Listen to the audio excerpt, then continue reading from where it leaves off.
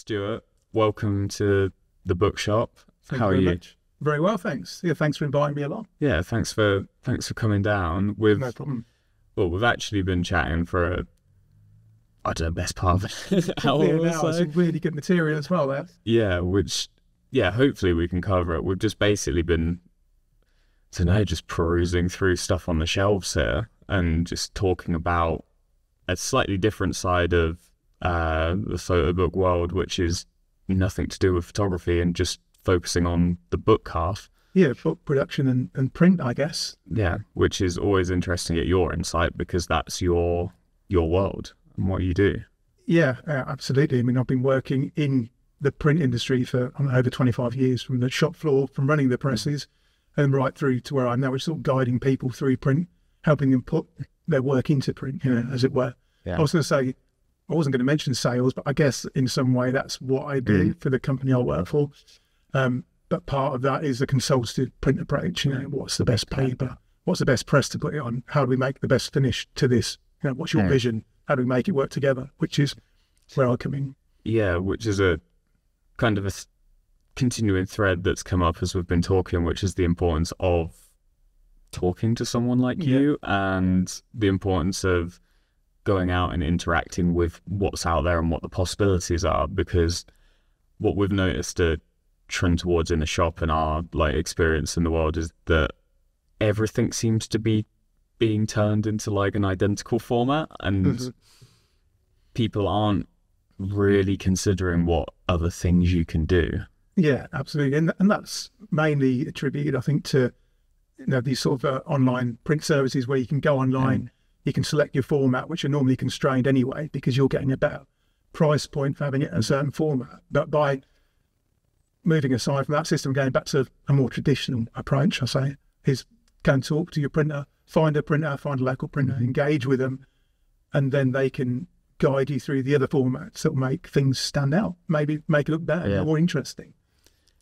Yeah, and feeling that little bit more considered than just put it out. It doesn't matter the format. Cool. People should worry about the photographs, not the book side, even though that's becoming more and more important in the identity and well, I guess that age-old adage of what they say, don't judge a book, but everyone does, right? It's yeah, absolutely. I think it needs to have impact as soon as you pick it up, and that can be achieved by the different stocks, the different types of laminate or finishes you're putting on it.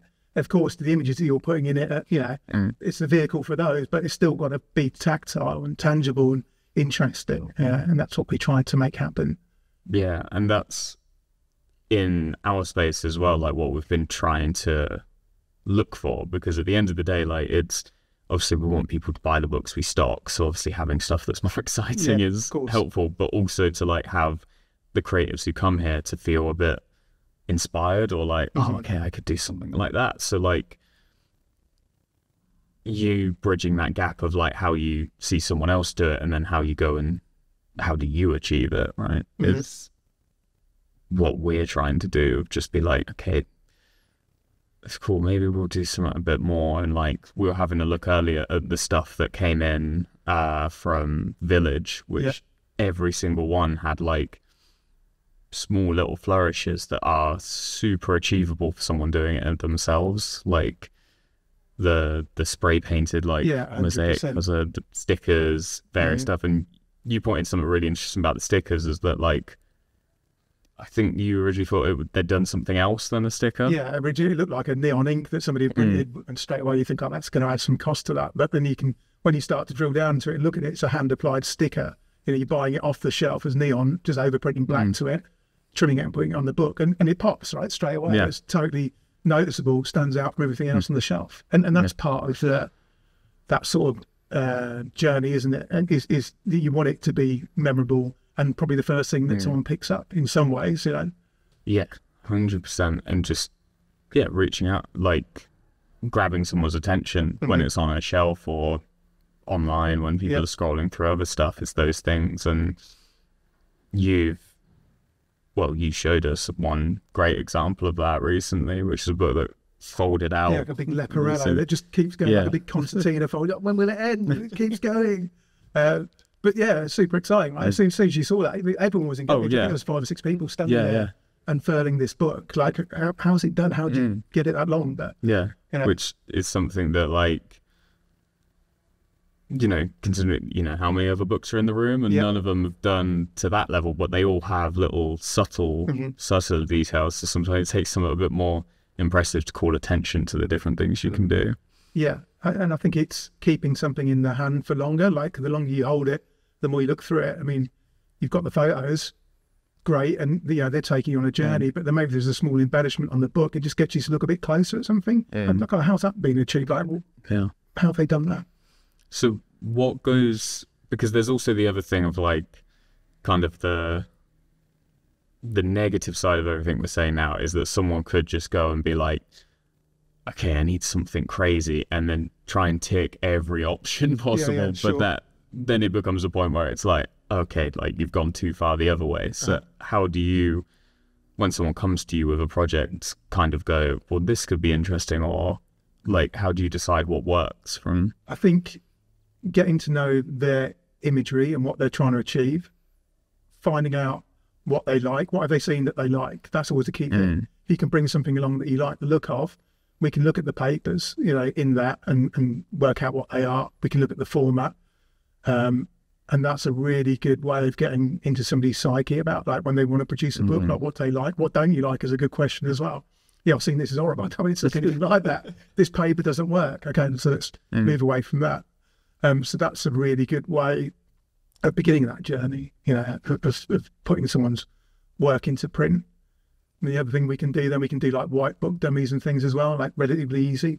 I was saying earlier, they've got a very good paper company based in Northampton called Fedrigoni. It's not a plug for them, by the way, but they're just very reactive and very good for paper samples and things.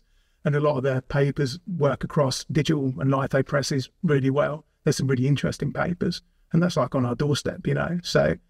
Yeah, which is another one of those, like, it's becoming almost a running joke, because, like, I'm meeting different people and talking to them, is that you talk to someone about these things that, like, people go, oh, well, I'd love to do that, but it's like blah, blah, blah. And then someone comes in and goes, well, actually, if you walk down the street and, like, did you know about this place? Like, there's so much here that's just, like, hidden away. So it's kind of like, now you've said that, it's like, that's another kind of, like, well, the sky's the limit, right? It's like, okay, cool. Yeah, absolutely. It is. I mean, especially with print, the quality of print nowadays and in digital print is so good. Like, comparing that with, like, traditional litho offset, there's, with a good indigo press, you can't really see the difference unless you've got an eyeglass to it. And I'm an ex-machine minder, and I'd be hard pushed to tell the difference if you didn't put them in front of me.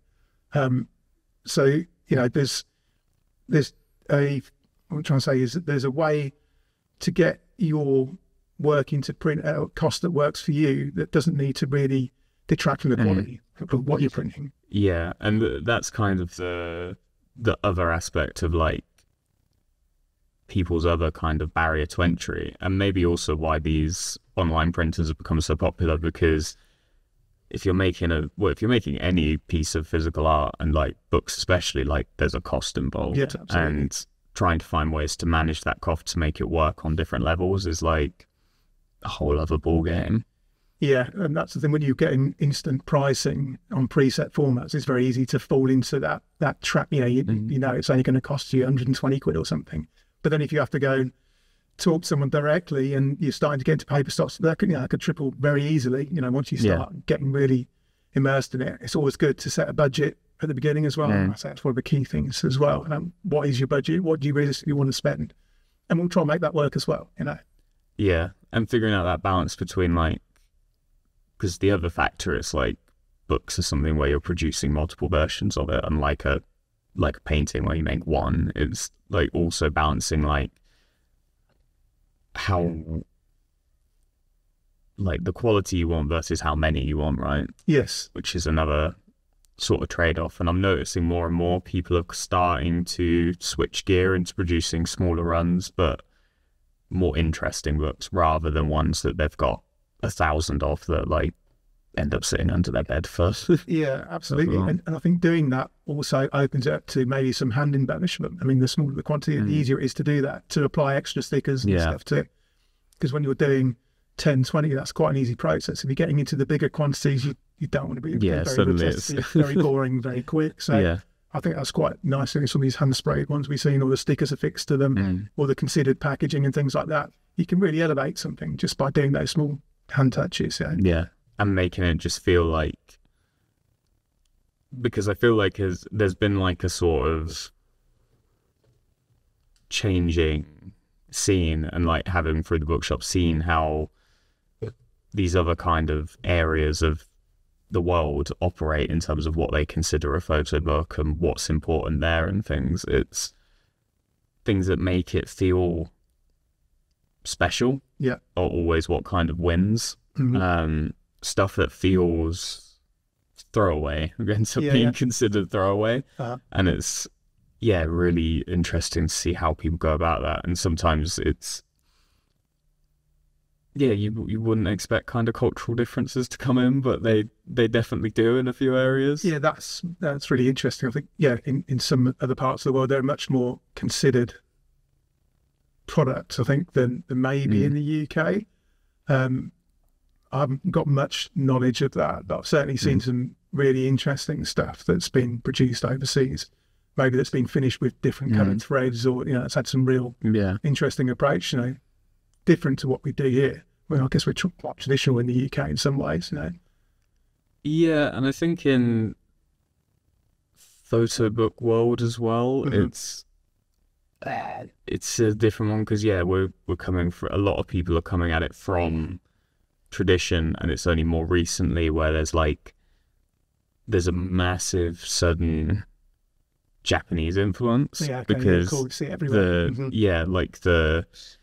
That sort of 60s to 90s period of Japan had they have a very different relationship with photo books and the importance of them than we do here, because I think a lot of people here see a photo book as a coffee table book, which isn't necessarily the case. And they had a much more kind of, a photo book is a book with photos in it, and that's what kind of let them do much different things. And seeing as well how that's impacting our sort of scene, there seems to be two different schools of thought. I guess the coffee table book is that, I don't know, I feel like it's almost the ultimate goal for some people, or for photographers maybe. I mean, that you're starting with a zine in quite a sort of basic format, and you start to elevate it, and maybe you get a show you in a gallery, and then that's when that sort of evolves into something like that. And that's like a finished product of a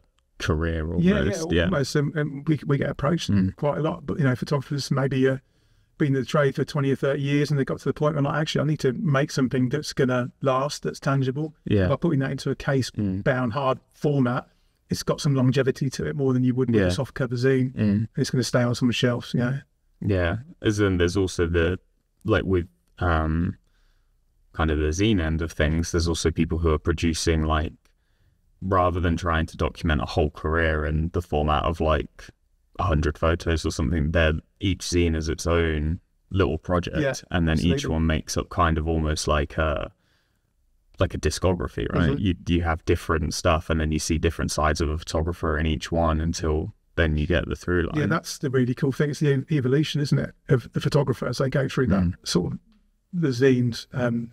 Each one's slightly different. It's elevated as they continue that journey. That's really interesting to see that. And I think it all stems back to the old kind of, I think our zine culture initially stemmed from punk rock, absolutely, the DIY sort of punk ethos, people going and make it themselves, or that the folded up bit of paper that you cut a hole in the middle and then fold it so it has page turns and stuff. I think that's where my love of zine started, definitely in that sort of that punk DIY ethos, sniffing glue in magazines like that. It started mostly paying homage to the Pistols and people, and going these little interviews, and they'd cut out photographs, stick them on there, photocopy that. I mean, that sort of stuff. That's really cool. I really like that. And the way I guess it's changed as well, because those also had a kind of purpose, because back then there was no internet, right? So at least in part of those magazines as well was also like what's actually going on in those selling scenes. Gigs, take the gigs and you're selling them for 10p each, and then they become established. They turn into they turned into sort of proper magazines in the end. As they got bigger and But then what also happened off the back of that is that inspired that whole generation. Like there were so many people doing zines. It's incredible when you see them all together in one place, all the different covers and stuff. It's really interesting.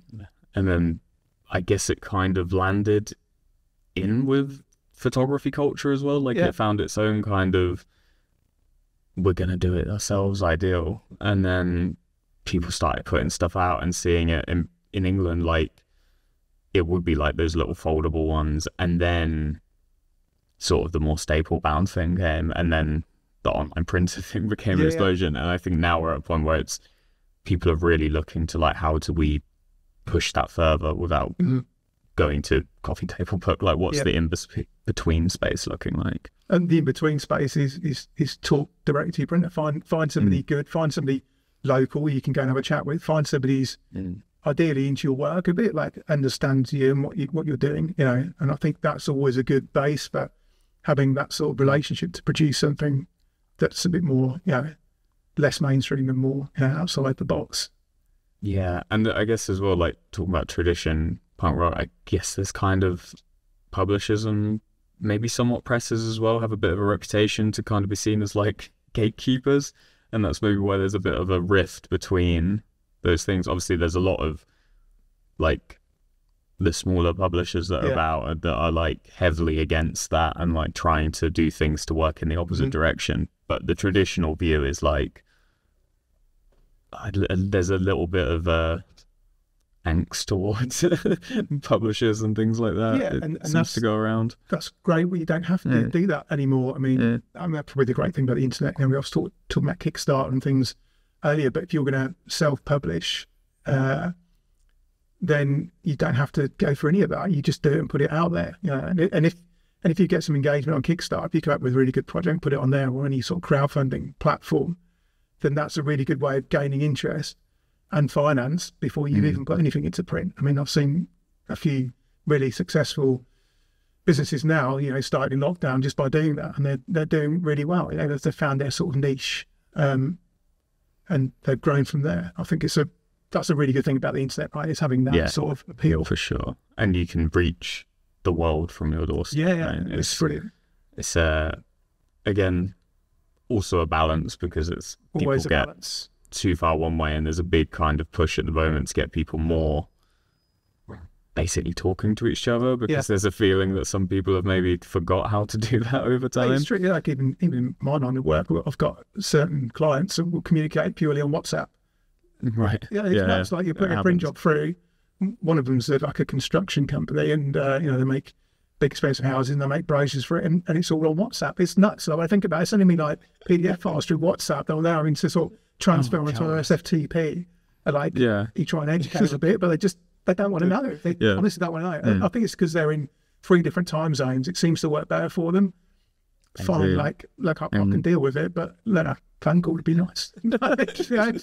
Maybe a meeting at some point would be kind of cool. Yeah, just to talk a bit more in detail and have that. And I think as that's been becoming more the norm, even on like not a big like corporate scale, even on like a personable scale, it's like absolutely, and we're all guilty of it. I mean, let's face it, it's easier sometimes isn't it, to do that.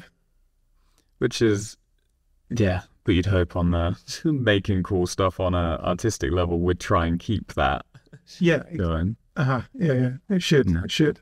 Because I think also in doing the bookshop, obviously we've been self-publishing before and been very guilty of the just online printer thing, because that's all we know, and it's all we've been exposed to, really. Why would you know any different? Really, that's the thing, isn't it? Like if you come from that world or generation where that's the first place you turn to, isn't it? Like Google print, I want to print a zine, printing zine, there you go.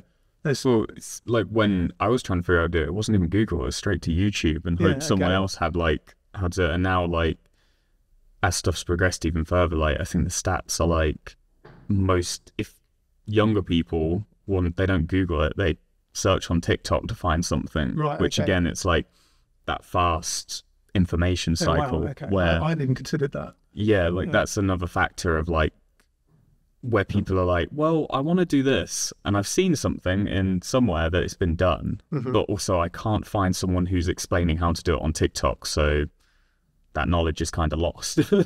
Yeah, wow. in a really weird way. Even though it is out there, it's just providing the means of someone finding it. Because it was like, for me, even in like, I feel like YouTube wasn't as aggressively a jump from Googling it, but someone on there was just like, and here's the printing website I've used, and it's like, okay, and then we're off to the races, found it, and then not until much later where, you know, you're seeing other people's books and being like, oh, I'm not the only weirdo like printing out books thinking it's important, like other people, and they're doing it way fucking better. So like, how are we gonna try and like keep up now? Yeah, I think once you've made that first foray into sort of like getting your book printed and delivered, and then you see what else is out here, like we were talking earlier, like, what's that effect? What's that shit? How have they done that? Yeah. And then that's when you start thinking, oh, there's other laminates out there, like, you know, soft touch laminates, there's leather laminates, there's linen laminates, you know, all stuff like that. There's all different papers, spot UV for it. And then that's the bigger conversation, right? That's the sort of, I guess, where you get to, or you hope to get to eventually. Yeah. But, yeah, I mean, not forgetting, just going back to your sort of earlier point about like, how do you find out about print and stuff. The amount of print has drastically reduced over the years as well. I mean, that's the other thing to consider. Like, there is less and less people doing it. And they're merging or getting bigger. They're just not around as much anymore. I mean, in Northampton, I don't know, it's 25 years ago, there's probably, I don't know what, 20 printers there would have been, you know, and a lot of them smaller scale that you could just walk into and talk to about. And now, I don't know, was there 5? Something like that. Yeah, the landscape's totally changed. Yeah. So I don't think anyone's really been out there banging the drum, you know, about going to talk directly to a printer because they're not around. Yeah.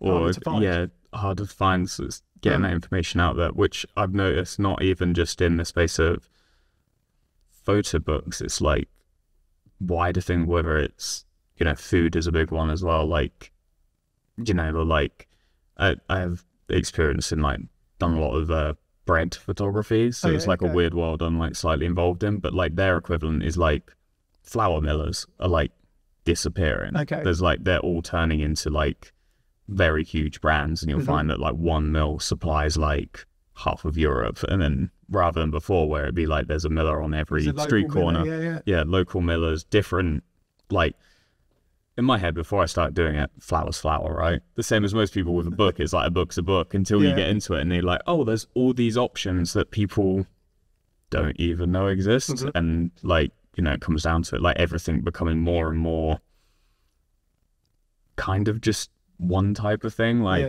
you know what I mean? Like, yeah, an apple's an apple, even though, you know, or to some people, like there's a red apple and a green apple, and that's it. And it's like not the case. It's like, and that goes for like everything. And I'm noticing it becoming more and more just like, okay, a photography print is gloss or matte. And it's like, no, there's so many more things to play with.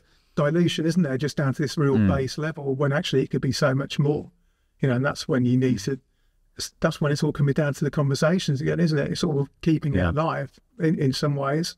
Yeah, and obviously the reason there's like less of these like printers, like you say, it's like a lot of them are merging and becoming bigger, and you know, that online formula clearly works, right? Because people just sit up front and go, I know exactly what I'm getting myself into, cool, hit print, and like it's streamlined. But the problem is it does, dilution's such a good word for it. It like limits the possibility, because it's like, well, what can be done as simply as efficiently? And then if everyone's working off of that, everything becomes simple and efficient. Everything becomes the same. Yeah, that is a real problem. I mean, we sort of, we did touch on that earlier. And, you know, when you've got similar formats to everyone's using A sizes, you know, A5, A4, but hey, what about B sizes? Like, everyone's like, what do you mean B size? Well, there's a whole other world out there. Like, we're not just, it's not exactly, there's Bs as well, right? And then you sort of into that conversation, you know, slightly changing the format slightly to fit a sheet size that you're already buying anyway, you know. So there's, and the other thing, like, go and see your printer, go and see it on press, see it, like, see the parts moving. That's because that's a whole other thing of like, people don't even, like you said, people assume it's like send the PDF, someone presses big green button, and then it just pops out the other side. But there's actually process and again, not just books, in everything that like becomes involved, that like you don't appreciate the full thing until you see it in action. I think if you process map print from start to end, there's like 40 different processes, you know, your job has to go through before it pops out the other end. So if you can understand it better, you can influence more of those processes to get a more interesting result. You know, if you go down and see it printing on press, so we get a lot of pure print, but generally what we get is we get people coming down there on press, and we'll talk about things, we'll take them up on the press seat printing, and there'll always be a social media opportunity because everyone wants to see their job coming off press, film that, put that on Instagram, put it on TikTok, whatever. But it's cool, like, you know, they've come down, they've made the effort, they've learned a bit, you know, and maybe the next time they do it, they'll think about it in a different way. Yeah. And yeah, hopefully also learn about things that really annoy you as the person who's got to do it that they can avoid doing next time. Yeah, maybe that. Yeah, we don't get annoyed. We just roll with it. I mean, yeah, it is just about understanding each other to get that product to the point where it becomes something you're both happy with. That's the way I approach it. And I think that's a healthy way to approach anything like that. Which I think anything kind of creative, because it's, you know, a creative process that is, especially collaborative things, that's the bottom line, isn't it? It's kind of bridging that gap between what's in their head and what's in your head from what they've said, and making sure they line up. And you need to be able, don't be afraid to challenge. You know, if people come saying to me, well, why can't I do it that way? Like, you know, that's a really good question to ask, you know, because otherwise you're just going to get sent down the path of least resistance. You know, you're going to be sent down the A5 stitched path, but why can't I do it this way is a good question, because actually when you think about it, like that square back binding we saw earlier, it's like we can achieve something that looks a bit PUR but stitched just by square backing it, you know. It's really, that's when those conversations happen. I don't think that would have been offered just like, hey, we can do this, because you wouldn't necessarily know about it. And that one has been like kind of interesting because no one knows that that's an option. I didn't know there was a name for it. I honestly thought the guy had basically ordered PUR and then just like stapled it himself to like kind of mimic it for some reason. Like, well, I think it becomes like a bit of a almost running joke of like staple bound and PUR. Those are the two options. That's what's available. So like mashing them together has this weird like, oh, he's done, I didn't know you could do both. Did you like tick both boxes by accident? Like it kind of has a strange thing, but no, it is a process. And obviously, like Noob said it, obviously someone would have thought of it at some point to do that sort of thing. Because, like that's a whole other ball game of things of like how to bind a book in itself. Which is an incredibly important in photo books because like, you know, at some point someone wants to do a full bleed landscape and the gutter becomes an issue. That's it. You want to open it and see the whole, the pages need to match up. You want to see that image flow right across, but you're not going to achieve that on the standard PUR bound book because it's not going to open flat enough. So, you know, almost a stitch book for that format's actually better because it will lay flatter. But then you start moving into thread sewn territory, you know, that's when costs start creeping up a bit, but then you achieve something that's, you know, probably more in tune with what you were thinking about, if you're thinking about that. Because the other kind of thing that's kind of happened is people have kind of learnt to just embrace the gutter a little bit.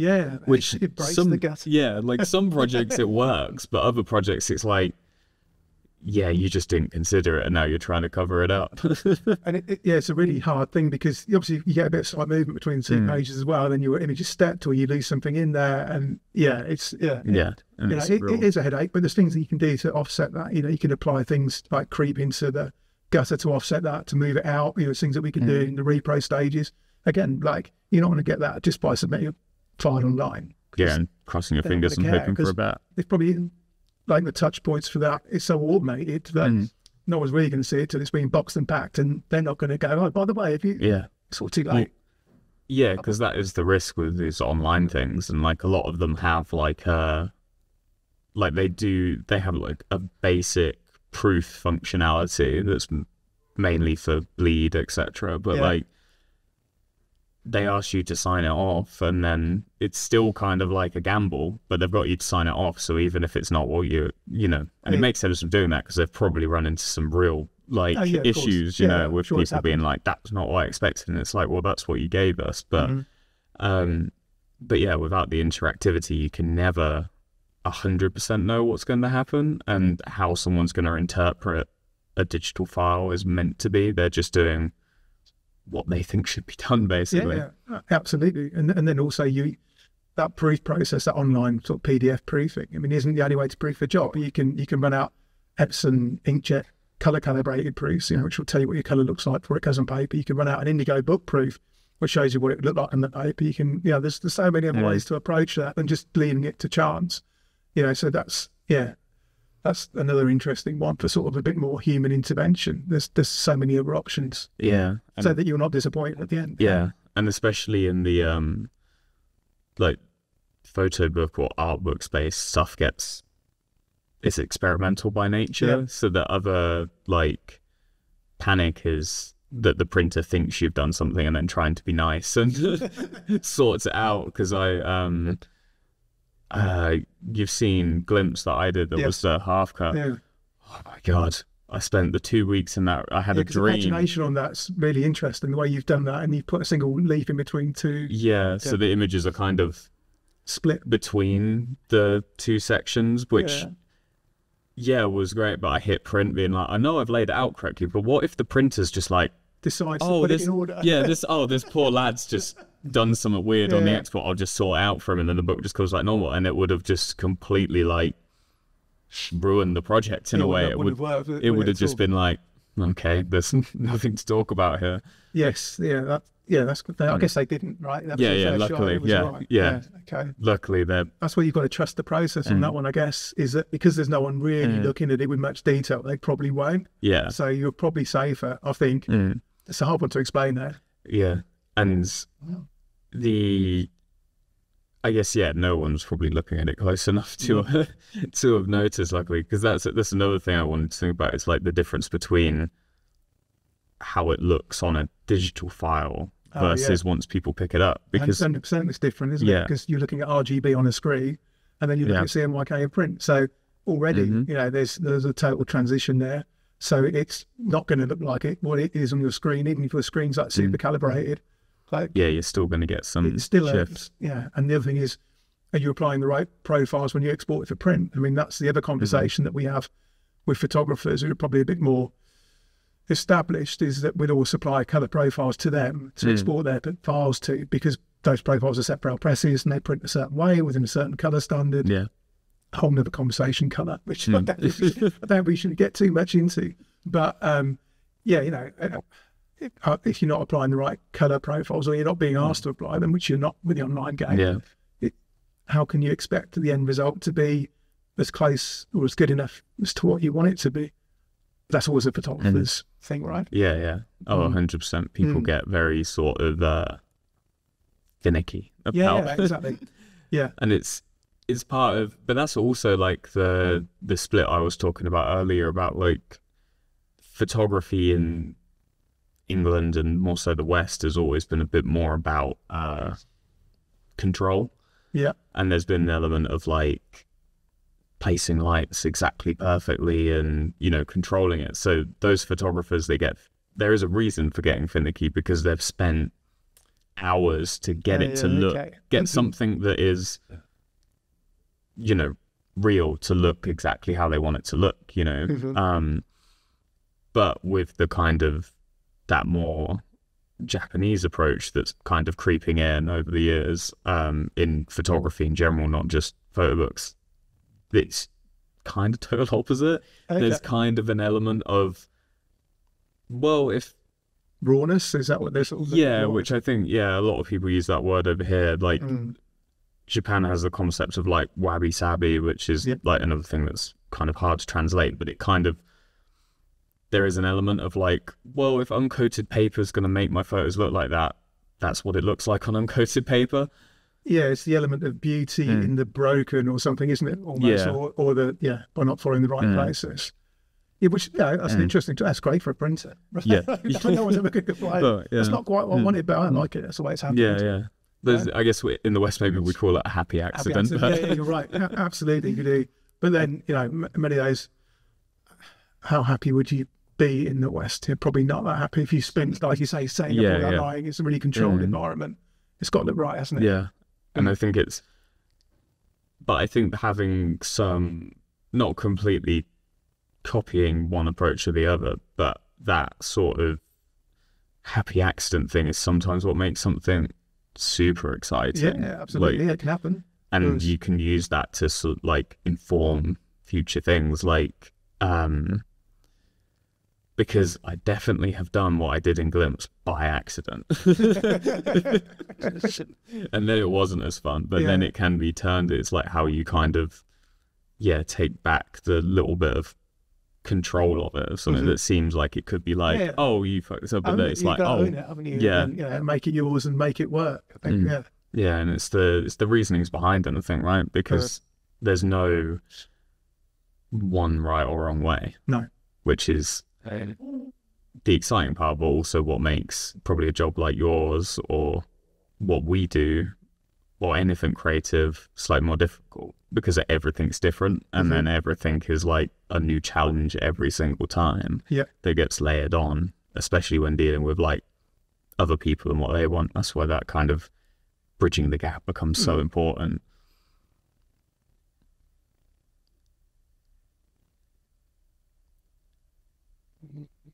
It's an awkward silence. Shit, how long were you talking? That's what first happened. Anyhow. But yeah, I feel like I've gone slightly off topic into photography here, but I guess we are. No, but that's, exactly. And it's interesting to get your take on it when you were saying about, but actually it's controlled. We're setting up lights, we're spending all this time doing it. Then for me, that makes me think, oh, actually, you've got every right to be like, very finicky about your colour, the way you want it to look, and that sort of makes a bit more sense, like you think we're doing print pressing the green button, we probably think you're just pushing the button on your camera. There's the image. Like, that's the other thing. There's so much more that happens behind. There's other elements, and that comes back to the point earlier of just like, I think that happens in anything that's processed, like to food, clothes. People assume it's like, oh yeah, t-shirts just appear, right? And then someone screen prints something on them and that's the part that's made, but it's like, no, someone had to do it all by hand. And it's like we've kind of become I don't know whether it's unique to England or just the world at this point, but kind of that sort of part of things gets hidden away, as though that's not the part that should be celebrated, as though like that's kind of like, no, well, they make stuff, but the important part is like what's been printed on it. And it's not the journey, is it? It's when it arrives, nobody really cares about how it happened. It's because it's a now society. I think that people just want everything now. Amazon now, by the next day. I thought about this thing I want, so I want to order it now. Not I thought about this thing I want, I thought about it for another week and I don't want it. Or I've changed mine, and then it's on your doorstep. You're like, shit, what? Oh I forgot I ordered that, but great. Yeah, cool. And then you find out it's not what was advertised to you, exactly. And it's shit. Totally that's it. Yeah. So I think it's like our sort of message is becoming more about like appreciating the process and the journey. It is about appreciating the process. It's find out about the process, because then you can influence it. Then you can make something better. Like, if that's what you're aspiring to do, then have those conversations. Yeah. And go talk to an actual printer. Go and talk to a printer. Come out and see the job on press. Like, make yourself a bit of a nuisance, really. Because we're here to sort of field those questions and make those things happen. So if you're not challenging us, then you're probably going to end up with something standard. But also, people do feel like they're going to end up being considered a nuisance because either they don't know or maybe they don't fully understand. So it's easier just to be like, okay, that's what they offer. I'm not asking for anything. Blah, blah, blah. I get that. But you won't be considered a nuisance if the fit's right. So if you're talking to the right printer with the right kit, you're not the nuisance, you're the customer. Like, so there's you could be a nuisance if you're talking to a massive company and you've got a £200 phone book, but they only deal in £5,000 coffee table books. And that conversation is not going to flow very well. But if you find a more local printer who's who's got the right kit to facilitate what you need, they'll totally be up for it. I'll be surprised if anyone ever thinks you're a nuisance. And so yeah. Well, I think it's that thing of like, no one wants to be a nuisance, but when you flip it, and as someone who like we have our space here, it's like, yes, come ask us, come be. It's like that thing of like, people love having someone be a bit curious, you know what I mean? Yeah, it's it's like when you flip it on its head, it's like the best thing ever. But when you've got to be the one to like just walk in someone and be like, hey, I'm gonna come bug you about what you do, it's you feel like a nuisance, but you're not. No, not at all. I think two of my best customers that I work with are the ones who do sort of who have started the conversations like that, and who do push the boundaries, and if I think they're being a nuisance, because we service them really well, because we like what they do and their output, and it's a good working relationship. I think that's the way it should be, 100%. Sweet. Is there anything else you want to get off your chest? Any? Oh man, no. Loads of shit. Yeah. No, it's good. I feel like we've covered the things really. That's certainly what I wanted to get across. Being on the print side of it. But I really appreciate you inviting me along. It's cool. Yeah. Thanks for the information and the message. I think that's a nice way to end it. Sure. Yeah. Cool.